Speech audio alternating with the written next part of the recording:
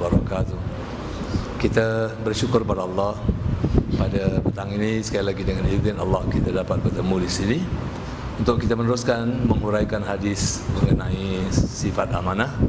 Hadis yang didatangkan dari Abu Sa'id Al-Khudri radhiyallahu an, Rasulullah sallallahu alaihi wasallam bersabda, "At-tajirul aminus saduqu ma'an nabiyyin was-siddiqin wasyuhada'i was-salihin."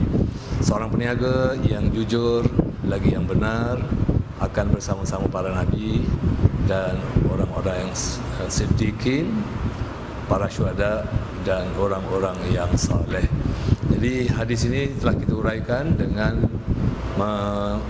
menghuraikan dengan sokongan beberapa hadis yang telah kita sama-sama bincang dan dengan sokongan beberapa ayat Al-Quranul Karim yang telah kita dengar dalam beberapa minggu yang lalu. Jadi hari ini kita tengok apakah suri tauladan yang boleh kita dapat pada hadis ini. Ada satu cerita diriwayatkan bahawa seorang lelaki yang kaya telah menuju ke Baitullahil Haram untuk menunaikan haji. Setelah tiba di kota Mekah, dia lalu menyimpan wang sebanyak 1000 dinar pada seorang yang jujur dan berakhlak. Kemudian orang kaya itu menuju ke Arafah untuk berwukuf di sana. Setelah selesai wukuf dan amalan hajinya yang lain, dia kembali ke Mekah dan mendatangi rumah orang yang dititipkan wangnya dahulu. Maka didapati orang itu sudah pun meninggal dunia. Orang kaya tersebut lalu bertanya hal itu kepada keluarganya tentang wang yang disimpan pada orang itu. Keluarganya menjawab, kami tidak tahu pun tentang simpanan itu. Ini orang kaya lah pergi haji, bawa duit, tak tahu nak letak kat mana. Sebab tadi berhimpun di Arafah pakai ihram, dia tak ada beg katanya. Dititipkanlah kepada seorang yang dipercayai di Mekah tu. Orang boleh percayai, mana orang yang amanah. Jadi selepas haji selesai, dia kembali ke rumah orang tersebut untuk ambil balik wang tersebut. Tapi malangnya orang yang menyimpankan wang tu pun dah meninggal dunia. Bila ditanya keluarganya, ahli keluarganya semua pun tak tahu di mana arwah tu meletakkan wangnya. Jadi kalau kita pun dah kena gitu, tentulah kita kalang kabut.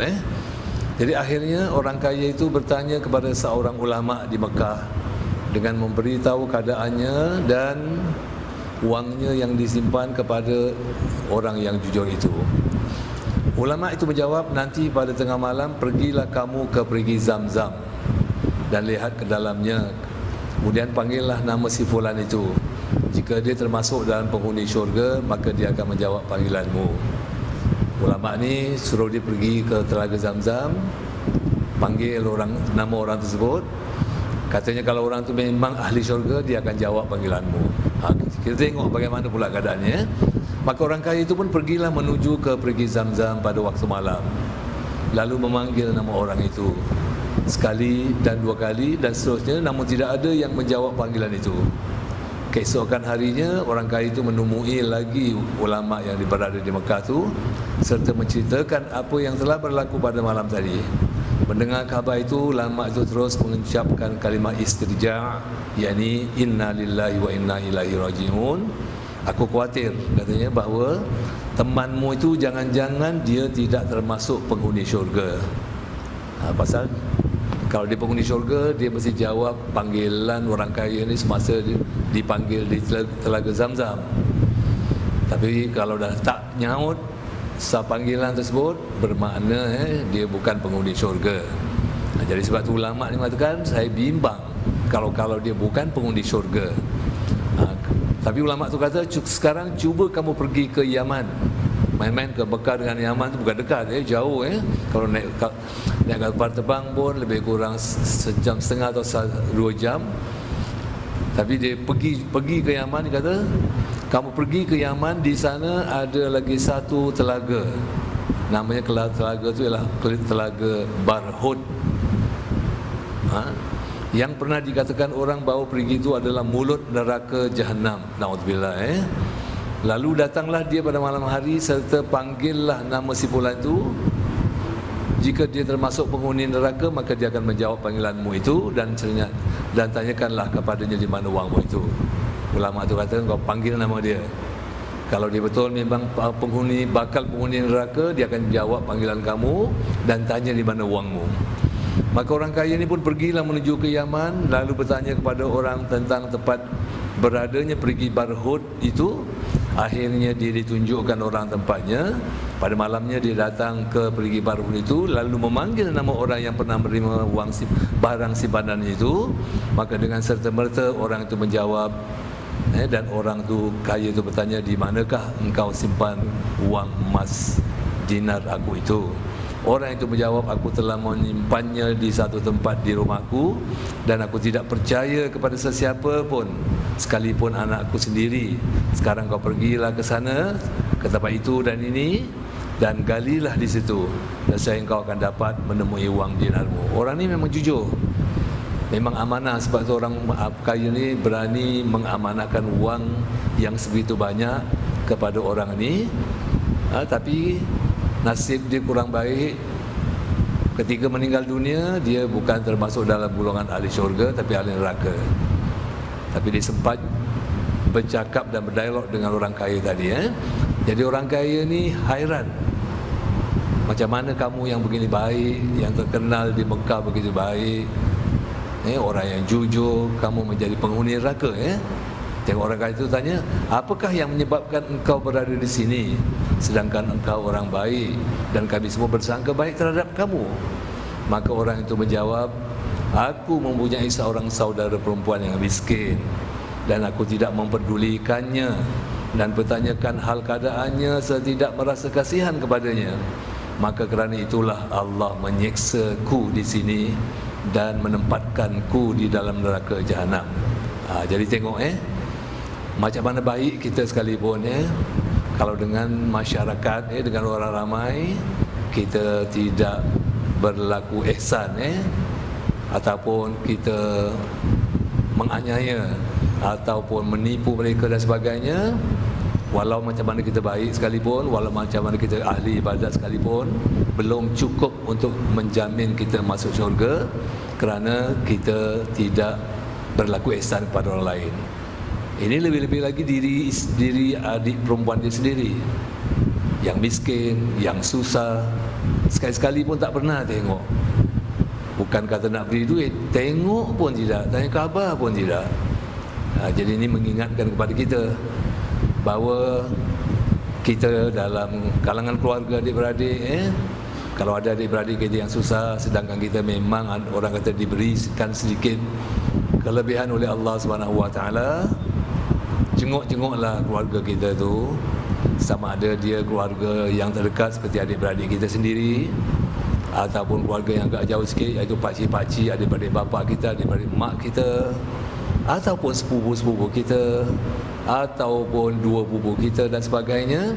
Selama mana dia bersaudara kepada kita, jenguk-jenguklah dan berilah bantuan setakat yang kita mampu bagi menjernihkan lagi suasana hidup dia. Contoh ini kita dah lihat bagaimana orang yang jujur sekalipun, baik sekalipun, orang ramai sangka yang baik kepada dia, memang dia baik, tapi oleh kerana dia membiarkan salah satu daripada keluarga saudara perempuannya hidup dalam keadaan miskin, tak membantu dan sebagainya, maka akhirnya dia disiksa oleh Allah SWT. Kenapa? Kerana dia memutuskan tali silaturahim. Jadi kan kadang-kadang kita tengok dalam masyarakat kita pun sebahagiannya ada juga yang macam itu. Bila dia dah senang, dia rasa dah orang kata dah selesa lah hidup, tak pandang sikit pun kepada orang-orang yang bawah, ataupun keluarga sendiri yang berada di bawah, dia tak pandang pun. Dia hanya campur dengan orang-orang yang mempunyai kesenangan seperti dia. Di kalangan orang-orang yang senang dia campur, di kalangan orang-orang yang susah dia tak peduli.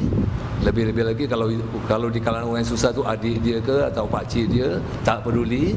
Nanti kita tengok macam cerita inilah jawabnya. Na'udzubillah min dzalik kan. Jadi maknanya kita tidak disuruh berlaku zalim kepada sesiapa pun. Kita disuruh berbuat baik antara satu sama lain dengan sesiapa pun. kita selalu diingatkan supaya menyambung tali silaturahim.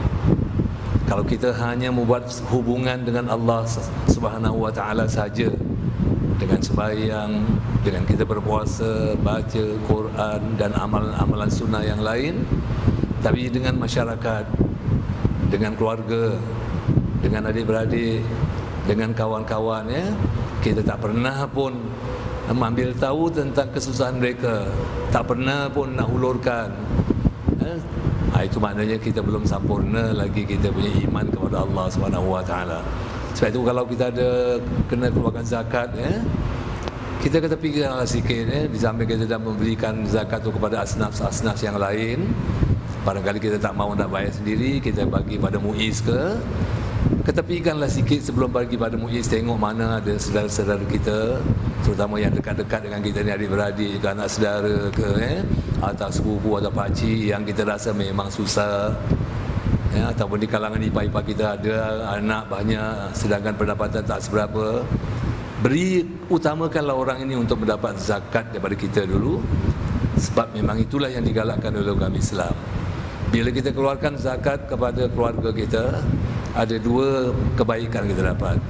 Pertama, kita mendapat menyambungkan tali silaturahim kepada keluarga yang kita beri zakat, kerana orang yang kita beri ini tentu akan gembira dan senang dan akan doakan kita. Yang kedua, kita dapat pahala dari Allah Subhanahu wa taala. Itu dah tentulah dapat pahala, tentu dapat, tapi dapat menyambung lagi, mempereratkan lagi hubungan persaudaraan kita dengan saudara atau keluarga kita sendiri. Jadi kena bijaklah dalam hal ni, ya. Adik kita selama mana dia bukan di bawah tanggungan kita, dia duduk dengan suaminya ke, dengan isterinya ke, dia berhak mendapat apa, kita boleh keluarkan, berikan zakat kepadanya kerana dia bukanlah tanggungan kita. Ataupun anak saudara kita yang bukan tanggungan kita pun kita boleh berikan zakat kepadanya. Yang tak boleh beri zakat kepada mak bapak kita, anak kita sendiri, isteri kita, semua mereka tu bawah tanggungan. Ataupun kalau kita ada adik, adik, dan adik tu kita yang jaga, kita yang bagi makan, itu pun tak boleh sebab dia menjadi kewajipan kita. Selagi dia bukan dari bawah tanggungan kita, kita bolehlah memberikan. Jadi banyak faedah yang boleh kita dapat, menambahkan, orang kata, menambahkan kemesraan, kerana dia tentu akan tambah mesra kepada kita bila kita berikan dia zakat, dan tentu dia akan berbaik-baik dengan kita. Yang penting dia akan doakan kita agar terus maju, agar terus dikurniakan rezeki oleh Allah Subhanahu wa taala sepanjang hayat kita. Itu satu kebaikan lah, ya. Jadi untuk membenarkan cerita ini disebutkan dalam sebuah hadis Nabi SAW. Nabi bersabda, la yadkhulul jannata qati'ur rahimin, maksudnya tidak akan masuk syurga orang yang memutuskan hubungan tali silaturahim. Itulah, kalau kita hanya setakat, orang kata ni,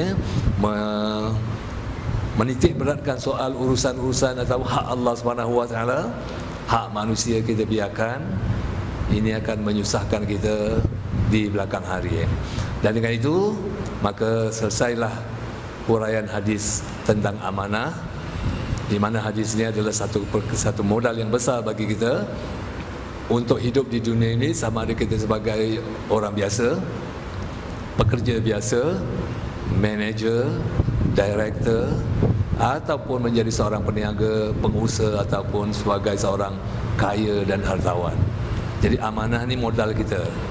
Apabila kita menjadi hartawan yang amanah, wang yang kita dapat tu bila dah diwajibkan zakat, kita keluarkan zakat, kita akan dapat pemeliharaan Allah Subhanahu wa taala. Apabila kita menjadi seorang pekerja yang amanah, kita pun mendapat pahala dari Allah Subhanahu wa taala, dan tentu kita akan mendapat pujian daripada majikan kita dan dia sayang pada kita. Dan apabila kita menjadi seorang peniaga yang amanah, pelanggan-pelanggan kita suka dengan kita kerana kita jujur, kita berterus terang, dan kita tak pernah menyembunyikan sesuatu yang dented ataupun sesuatu yang rosak terhadap barang yang kita jual.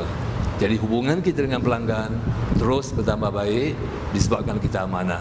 Itulah amanah di sisi Allah Subhanahu wa taala. Sebab itu kita katakan hadis yang berkaitan amanah ni adalah modal insan, modal manusia untuk disayangi, oleh orang ramai, oleh masyarakat, oleh keluarga kita, modal untuk kita untung kerana orang akan percaya kepada kita kalau kita berniaga, modal untuk kita mendapat apa orang kata penghargaan daripada majikan kita kalau kita sebagai pekerja yang amanah, dan majikan pun akan disayangi, akan disanjungi oleh pekerjanya kalau dia juga amanah. Segala keuntungan dia tak pernah lokek untuk memberikan pada kita, malah di share dengan kita. Itulah amanah. Pahalanya besar, faedahnya pun besar. Dalam apa bidang kita pun, amanah ni merupakan sifat yang paling penting. Baik, hadis yang kedua yang akan kita bincangkan ialah kelebihan bekerja pula, ya. Jadi hadis ini diriwayatkan oleh Abu Hurairah radhiyallahu anhu, katanya Rasulullah sallallahu alaihi wasallam bersabda, "Man talabat dunya halalan isti'fafan 'anil mas'alati wa sa'yan 'ala ahlihi wa ta'attufan 'ala jarihi, ba'athahu Allahu yaumal qiyamah wa wajhuhu kal qamari lailatal badri. Wa man talabat dunya halalan mukathiran mufakhiran mura'iyan laqiyallahu ta'ala yaumal qiyamah wa huwa 'alaihi ghadban." Maksudnya, sesiapa yang mencari dunia yang halal, maknanya mencari rezeki yang halal untuk menjauhkan diri daripada meminta-minta dan berusaha untuk keluarganya dan untuk baik dan untuk menjadi orang yang baik dengan tetangganya, akan dibangkitkan oleh Allah pada hari kiamat di mana mukanya bagaikan bulan purnama. Kalau kita keluar kerja memang ikhlas lillahi ta'ala. Pertama sekali kita keluar kerja supaya kita jangan jadi pengemis. Sebab Islam tak suka kepada orang mengemis. Pengemis memang tak disuka. Biarlah kita menjadi pemberi daripada peminta. Sebab Nabi pun mengatakan kadal fakru ayyakuna kufran. Orang yang mengemis atau yang minta-minta ni, dia boleh jadi menjadi orang kafir kerana nanti mengenangkan dirinya susah, kenapa dia jadi macam ini dan sebagainya, tapi tak mau berusaha.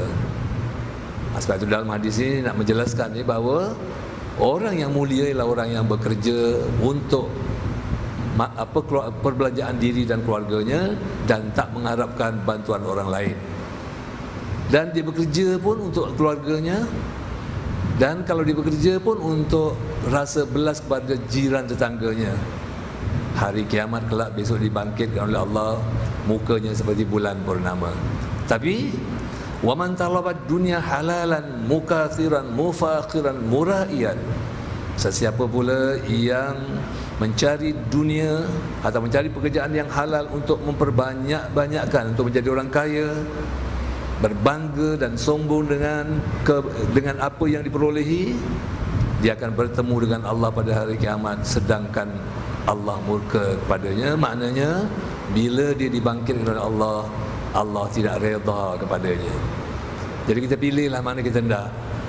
Kita mahu Allah redha kepada kita ke, atau kita mahu yang Allah tu akan tak redha kepada kita. Kalau kita hendak Allah redha kepada kita bila dibangkitkan kepada hari kiamat kelak, maka kita bekerja ada tujuan yang baik. Pertama sekali untuk mengelakkan daripada kemiskinan dan mengelakkan daripada meminta-minta. Yang kedua, kita kerja tu kerana nak menanggung ahli keluarga kita di rumah. Yang ketiga, kita bekerja ni pun juga kerana ada masa-masanya kita terpaksa menaruh rasa belas kasihan kepada jiran tetangga kita, sebab dia yang paling dekat kepada kita kan. Jadi orang yang seperti ini akan dibangkitkan oleh Allah dalam keadaan mukanya seperti bulan purnama. Maknanya Allah redha kepadanya. Kalau dah redha, nanti Tuhan akan sebut, ya Tuhan nafsul mutmainnah, wahai jiwa yang tenang, irji'i ila rabbiki radiyatan mardiyah, kembalilah wahai jiwa yang tenang ni kepada Tuhan kamu dalam keadaan kamu diredai. Fadkhuli fi ibadi, masuklah kamu, joinlah kamu dalam hamba-hambaku yang soleh ni. Wadkhuli jannati, dan masuklah kamu semua ke dalam syurgaku. Sebab dah direda. Kalau Tuhan tak redha, dia tak akan undang kita, tak akan kata ya Tuhan nafsul mutmainnah, tak ada. Dia tak redha dengan kita. Bila kita dibangkitkan, kita tengok Allah masak. Allah dalam keadaan yang marah. Kita kan boleh baca, kalau sekarang kat dunia pun kita boleh baca kawan kita ke mak kita ke bapak kita ke dalam keadaan marah ataupun dalam keadaan redha kepada kita. Bila dia diam, dia pandang tenung kita, tandalah tu tak redha pada kita, nak marah pada kita kan. Ataupun dia diam, atau dia tak cakap apa-apa pun, tapi tingkah lakunya, jalan sana jalan sini, tengok atas atau ambil surat khabar, hempas, fahamlah kita. Dari segi orang kata tu language, body language ni kita boleh baca yang dia adalah seorang, dia marah dengan kita dan tak redha dengan kita. Manusia semula jadi boleh faham akan tingkah laku manusia yang lainnya. Lebih-lebih lagi kalau kita dah tua-tua ni, makin banyaklah pengalaman kita. Walaupun kita bukan ahli psikologi, tapi kita boleh faham. Begitulah juga di depan Allah Subhanahu Wa Taala pun kita boleh faham sama ada Allah murka kepada kita ke atau redha kepada kita. Semula jadi nanti akan Tuhan lengkapkan dengan satu alat kepada kita, insya-Allah, yang kita boleh mengenal diri Allah tu dalam keadaan redha kepada kita ataupun dalam keadaan yang marah kepada kita. Jadi sebab itulah kerja ni sebenarnya ibadat. Kerja ni sebenarnya ibadat. Dan setiap ibadat tu kalau umpamanya ikhlas lillahi ta'ala, maka dia akan diberikan ganjaran pahala oleh Allah Subhanahu Wa Taala. Jadi apa yang nak kita bimbang-bimbang, macam mana kita penat sekali bekerja pun, lelah ke, kita tetap dinilai atau diberikan penilaian oleh Allah Subhanahu Wa Taala. Kalau kita kerja tu memang pertama untuk belanja diri kita, jangan sampai kita minta sedekah. Kedua, untuk keluarga kita. Ketiga, untuk bantuan orang lain, termasuk jiran tetangga yang paling rampat kepada kita kalau mereka memerlukan bantuan.